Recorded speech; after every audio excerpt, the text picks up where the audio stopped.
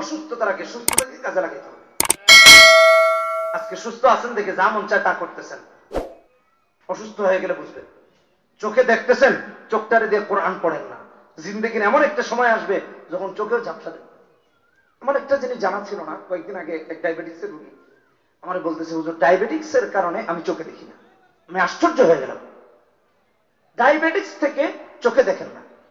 অসুস্থতা, অসুস্থতা আপনাকে আমাকে অন্ধ বানিয়ে দিতে পারে, অসুস্থতা আমাদেরকে অঙ্গহানি করতে পারে। যার চোখ আছে আর যার নাই, এই দুজনকে যদি আপনি তারতম্য করেন তাহলে দেখবেন যে চোখে দেখতে পায় না, সারা দুনিয়া তার কাছে কোনো দাম নাই, দুটা চোখের দাম তার চেয়ে বেশি। তার যদি কোন ভাই তোমার দুইটা চোখ দিব, তুমি আমার কি দিবা? তবে আমার তো কিছু নাই।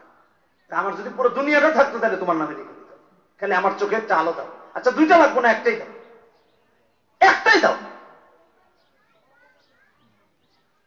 সুস্থতা, এই চোখ থাকতে এই চোখ দিয়ে আল্লাহর কালাম দেখেন, আল্লাহর কালাম পড়েন, আল্লাহর নিয়ামত দেখে আল্লাহকে চেনেন। একদিন আসবে চোখ থাকবে না, একদিন আসবে আপনার আমার এই যৌবন থাকবে না, কবরের পদযাত্রী হয়ে যাবে। চুলগুলো পাকা শুরু হবে, দাড়ি পাকা শুরু হবে, চামড়া ঝুলে যাওয়া শুরু হবে, হাত পা গুলো অক্ষম হয়ে আসা শুরু হবে। আজকে চাইলে দৌড় দিয়ে গিয়ে একজনে মারতে পারি, ওই সময় দৌড় দিয়ে যেতে পারবো না। লাঠি ভোট দিয়ে দিয়েও যাওয়ার একটা সময় হারিয়ে ফেলবো, এক সময় বেড়ে আপনার আমার জায়গা হবে।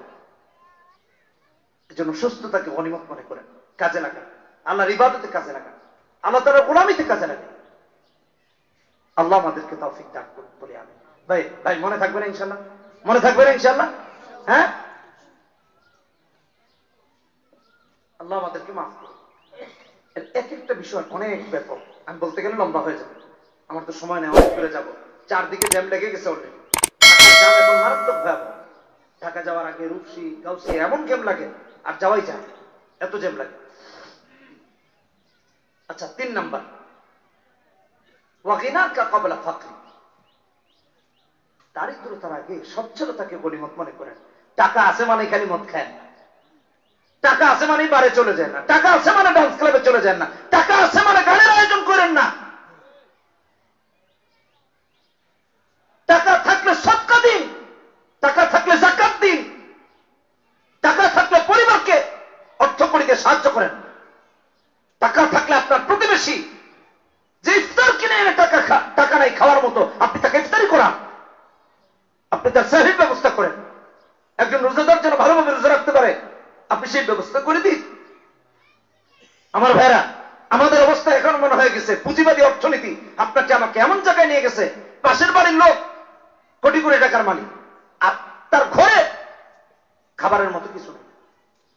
এই ঘরে কিচ্ছু জ্বলে না, চুলা জ্বলে না, পানি খেয়ে রোজা রাখতেছে, পানি খেয়ে ইফতারি করতেছে, চিরা খেয়ে ইফতারি করতেছে।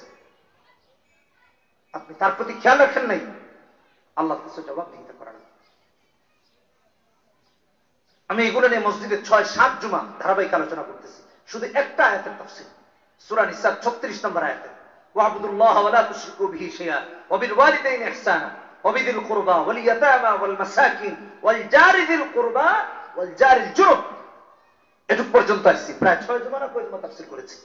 আপনার নিকট আত্মীয়, দূরবর্তী আত্মীয়, আপনার প্রতিবেশী, তাদের খবর রাখা এটা মুমিনের দায়িত্ব।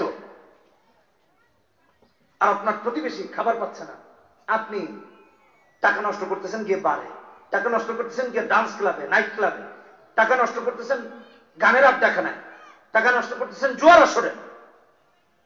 আল্লাহর কসম আপনাকে জবাবদিহিতা করা, আল্লাহর কসম। আমি আপনাদের কাছে উদাত্ত আহ্বান রাখবো, আমার মোবারক ভাই সহ, ওই যে মোবারক ভাই আছে, আমি এই সবুজ বাংলা তরুণ সংঘের কাছে আমার অনুরোধ থাকবে, এলাকার যারা স্বাবলম্বী তাদের সাথে কথাবার্তা বলে তাদেরকে নিয়ে, এই যে আমাদের সাবেক প্রেস ক্লাবের সভাপতি সাহেব কিশোরগঞ্জ, আমি ওনাদের সামনে রেখে বলতেছি, এই সংগঠনটার একটা কাজ যেন এটাও হয়, যারা গরিব মানুষ তাদেরকে সাহায্য করে। 1 বছর করা হয়েছিল, আলহামদুলিল্লাহ। এটা আমার অনুরোধ থাকবে, আর নাহলে মাহফিল থেকে আমরা কি সবক পেলাম? আজকে আমার অনুরোধ থাকবে, এই বছর পারলে এই বছর, নয়তো আগামী বছর একটা টার্গেট নিয়ে একটা টাকা কালেক্ট করে এলাকায় কয় বাড়িতে ইফতারি করার মতো ক্ষমতা নাই, খেজুর কেনার মতো ক্ষমতা নাই, একটা ফল কেনার মতো ক্ষমতা নাই, তাদেরকে একটা প্যাকেজ ধরে একটা টাকা পয়সা পৌঁছায় দেওয়া, একটু খাবার দাবার কিনে দেওয়া। রাজি আছেন ইনশাল্লাহ? দিব তো ইনশাল্লাহ? তাইলে ইনশাল্লাহ